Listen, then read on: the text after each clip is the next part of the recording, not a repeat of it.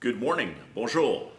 OACP members, we spent the last couple of days in the city of Kingston and graciously hosted by Chief Gilles LaRochelle and Deputy Chief Angie McNeely.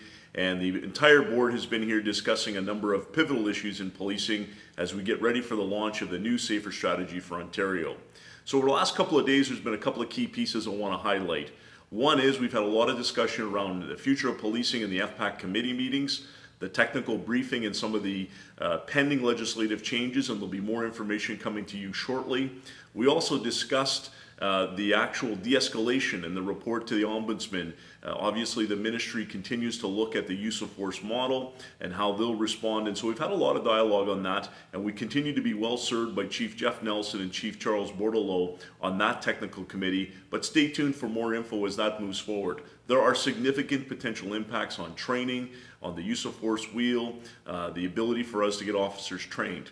Speaking of training, we spent a lot of time as a board talking about the Ontario Police College and the need for investment, the need for the college to meet our demands, the need for the college to once again become the significant training place for all police officers in Ontario.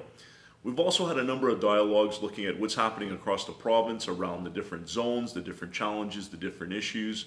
We continue to have some dialogue, obviously, on street checks and legislative review, including Justice Tulloch's report and pending report around the street checks review. We know that Justice Tulloch will be visiting 30 police services across Ontario. He's visited 2.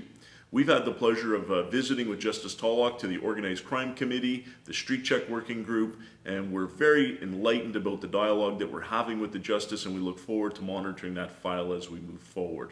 We've had a number of key presentations, including Discover Policing, as well as a presentation from Chief Martin around the Diversity and Inclusion Committee, and stay tuned for more plans on that. We feel that in policing, we're at a point where we need to continue to move around equitable policing, diverse policing, inclusive policing, looking at our recruiting strategies, and we've had significant dialogue over the last couple of days as well over the applicant testing system, the constable selection system, and how do we continue to look at the data around who's applying so that Discover Policing and our Diversity and Inclusive Committee can continue to advance and move things forward.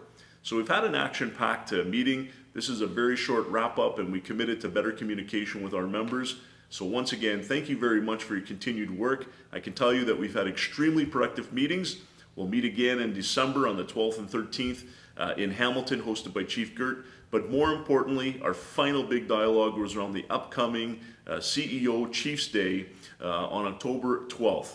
We encourage all chiefs, all deputy chiefs, police leaders to be there. We have an action-packed agenda in the morning that will focus on the future of policing, the fentanyl strategy, as well as the Ontario Police College, and we have the whole afternoon for a province-wide roundup where we hear from you, our members. So once again, thanks for all the work that you're doing across Ontario. We are making a difference. Talk to you soon and hope to see you at the CEO Day. That's a wrap.